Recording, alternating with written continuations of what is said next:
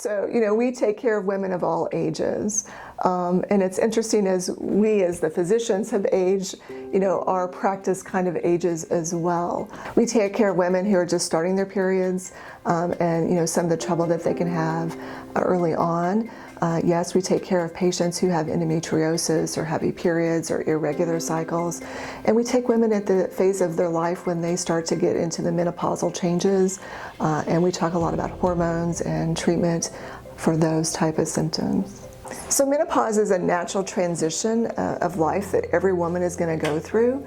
The average age to go through menopause, which means to stop having your periods, is 51. But in the years leading up to that, you can start to have lots of symptoms when your hormones fluctuate. Hot flashes, night sweats, vaginal dryness, irregular cycles, pelvic pain. Those type of symptoms are pretty common in our 40s as we get closer to menopause. And we often talk about, what can we do to treat the symptoms? Back when I was in early practice, there was a large study in 2002 that came out called the Women's Health Initiative, and it looked at hormone replacement therapy. Unfortunately, it showed that hormone replacement therapy is not good for all women. It can have side effects with breast cancer. However, in 2021, we haven't abandoned hormones. We now say we treat you if you have symptoms. If you come in with symptoms of menopause, we treat the lowest dose that gets rid of your symptoms for the shortest amount of time. We talk about alternative therapies. We talk about exercise and diet. I think one of the issues that all women in this age go through is our metabolism changes and we struggle to lose weight. It's easy to lose 5 pounds when you're 20, not so easy when you're 50. And so those are, things that we talk about to see how we can help you transition through this phase of your life.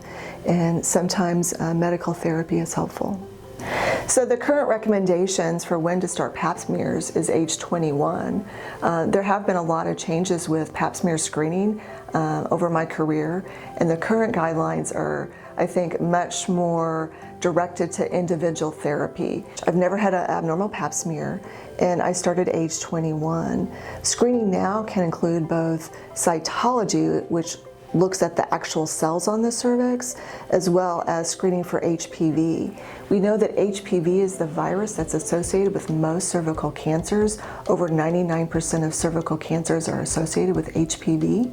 And so when we screen for cervical cancer with a pap smear, we would check HPV status as well as check for the actual cells. So HPV vaccination is something that we strongly encourage, for both men and women starting at age 12. Both boys and girls can be vaccinated. And it's really encouraging in the communities that have high vaccination rates that we're starting to see a decrease in cervical cancer.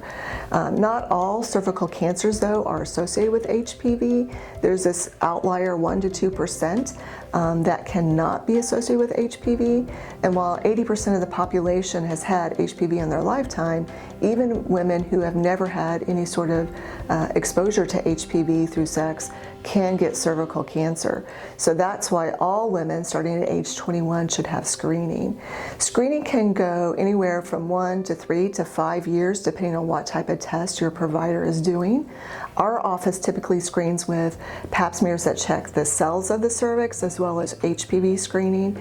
And for women who have normal screening, who've never had an abnormality, they can sometimes stretch their screens from every 3 to 5 years.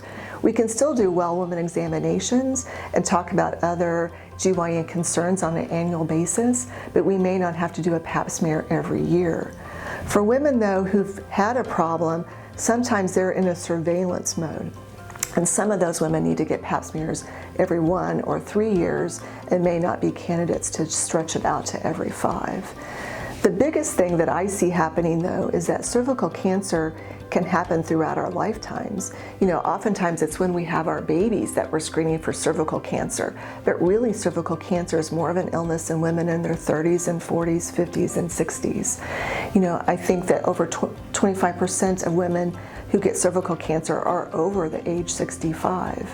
So you can't just give up when you think, oh, I'm finished having my children. For women who've had normal screening, who've never had an abnormal pap smear, and who are low risk, we can have a conversation with them about discontinuing screening at age 65. There is some controversy at what age we stop doing pap smears. I often have a personal conversation with each patient that says, if you're healthy enough to be here today and you had an abnormality and you had an abnormal finding, would you treat it? If the answer is yes, then I think it's okay to do a cervical cancer screening. If you're in a nursing home with Alzheimer's and you had a problem and you weren't going to treat it anyway, then why would we do screening tests? And I think throughout the medical community, that's how we look at screening at the end of our life for both cervical cancer, for mammograms, for colonoscopy. You know, what is your life expectancy?